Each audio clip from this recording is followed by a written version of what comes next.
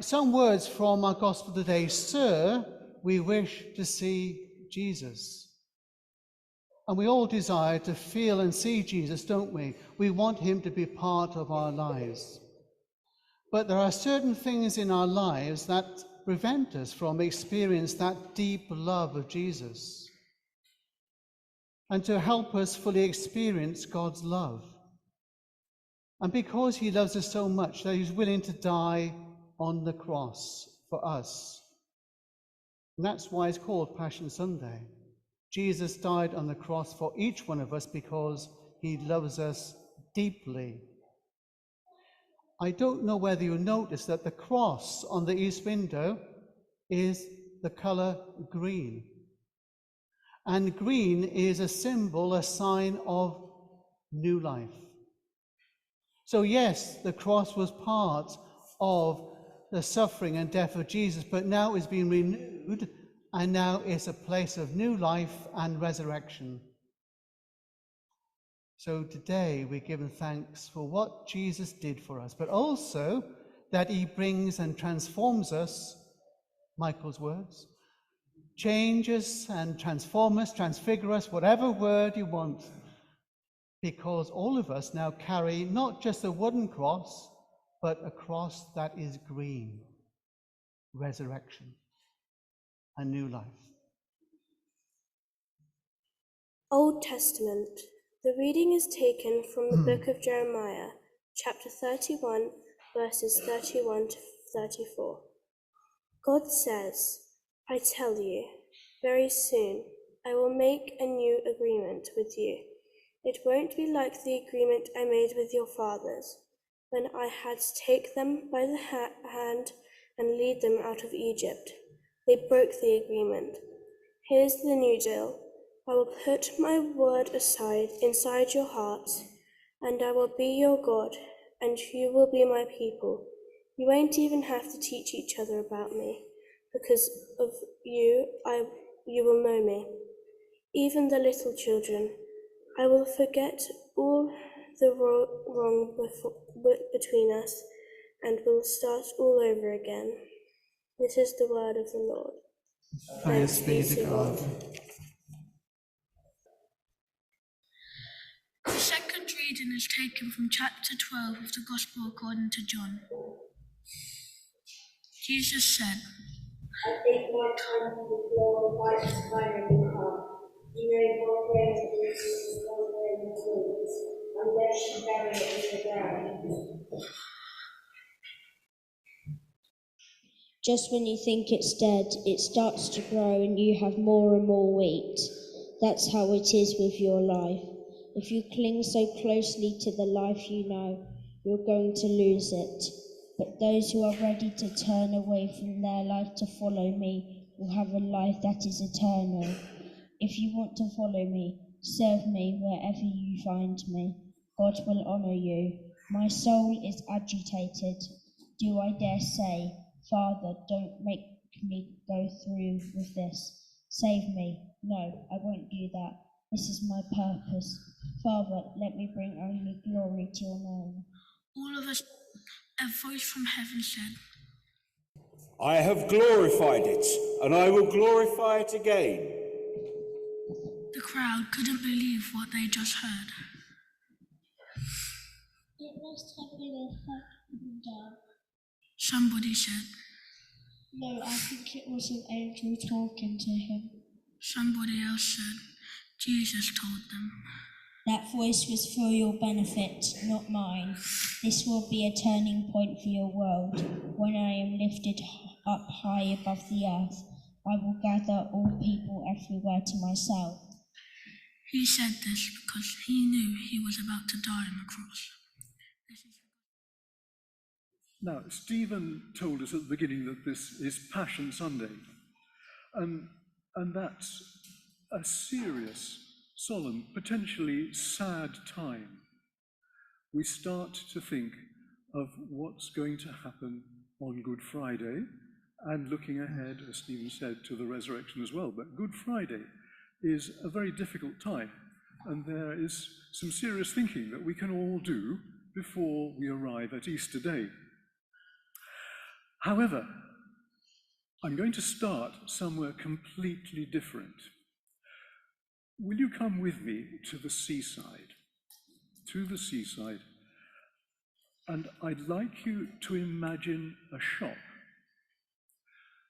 It's a shop where we look in the window and there are things happening.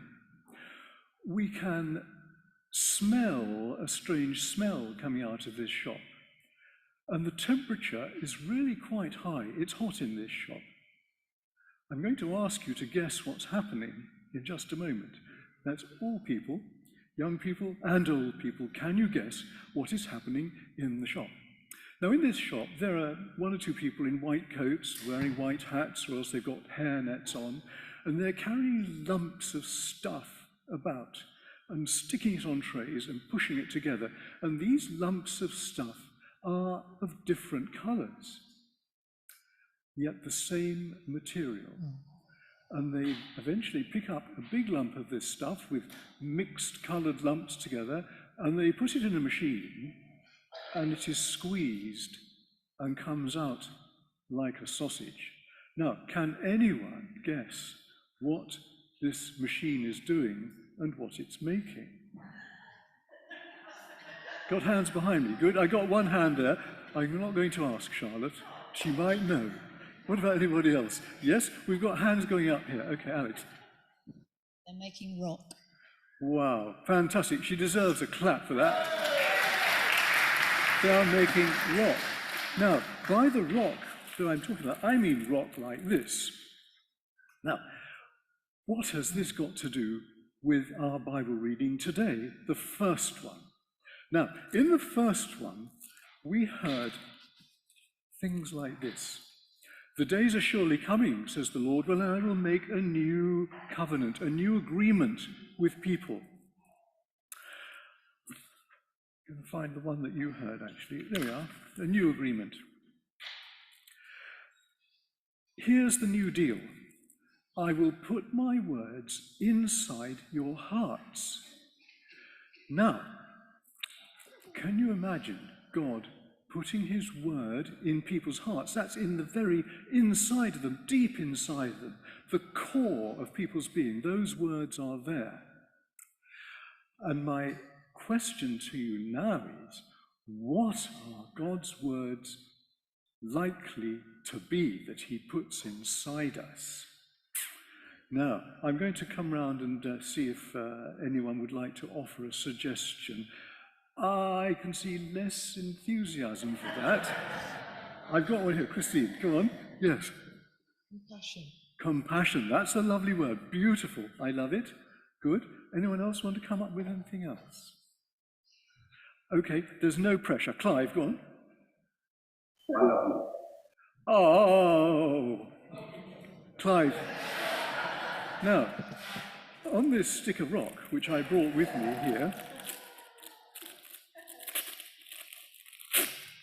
it's horribly sticky, but I'm just going to hold it like this. Now,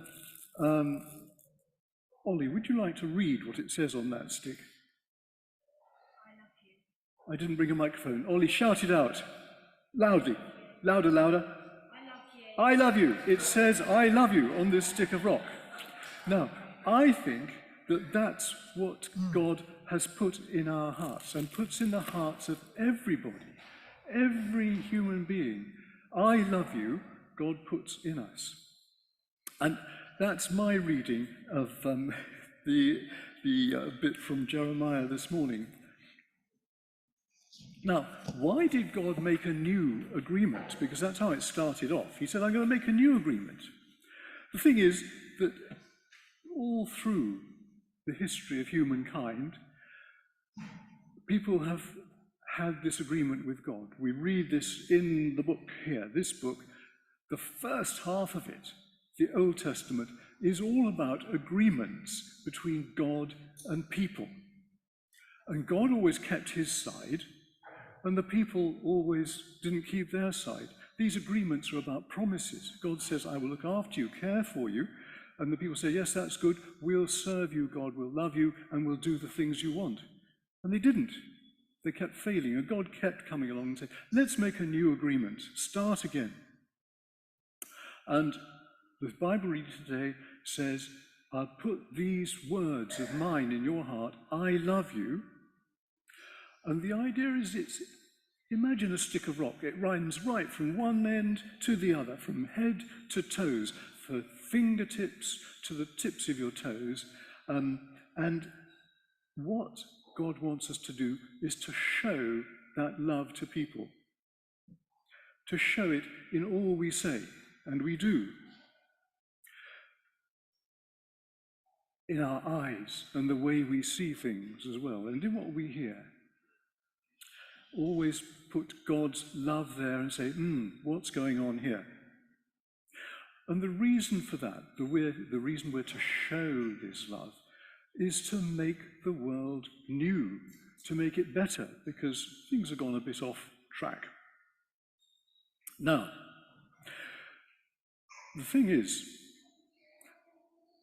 people still didn't get it, even after that agreement where God put in our hearts, I love you, show my love to people.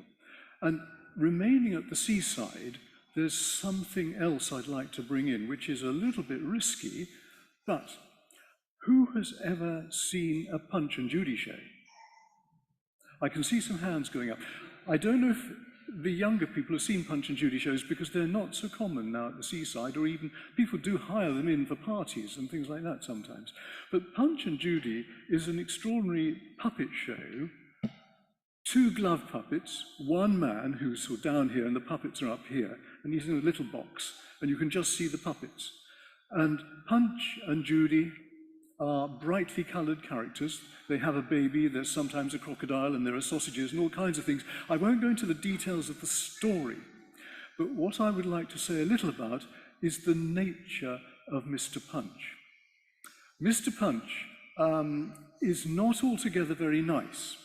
He's sometimes even unkind and very naughty and bad. And he sometimes hits people with his stick. If you can imagine one glove puppet holding a stick and going whack, whack on the other glove puppet here, for no very good reason, or else they also have a baby, and I think Mr. Punch sometimes sits on the baby. It's called babysitting. These things. And the thing that Mr. Punch says when he does these bad things is, that's the way to do it. That's the way to do it. And everybody laughs because they know inside that perhaps that isn't quite the way to do it. The thing is that I'm going to travel back to the hill of Calvary from the seaside now.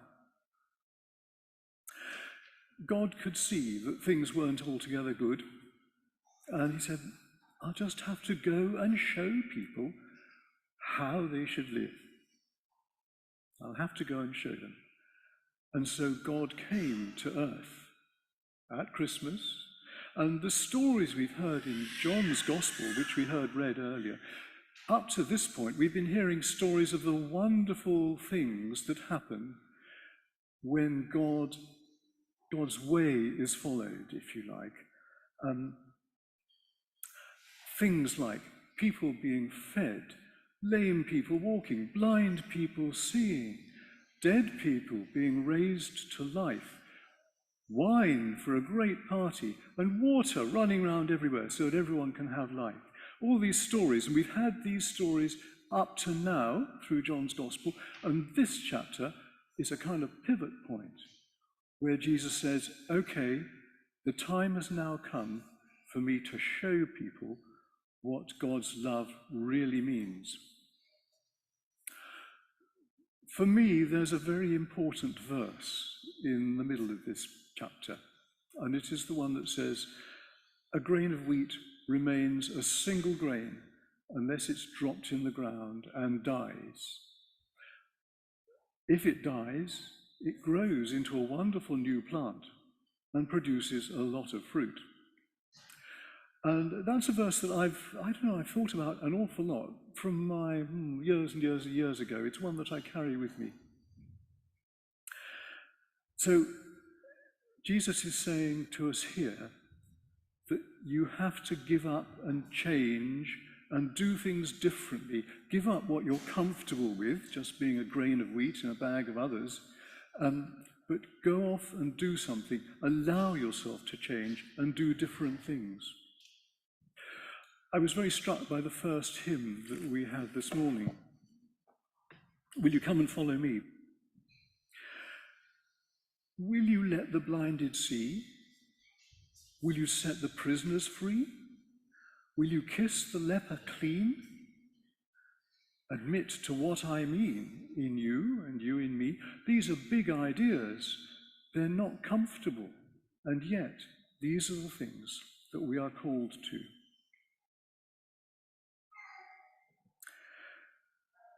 Why Jesus allowed himself to be crucified is a very complex question. There are many, many answers, but that's the answer, one of the many answers that I would like to focus on today. It's different from Mr. Punch. That's the way to do it. Jesus says, this is the way to do it.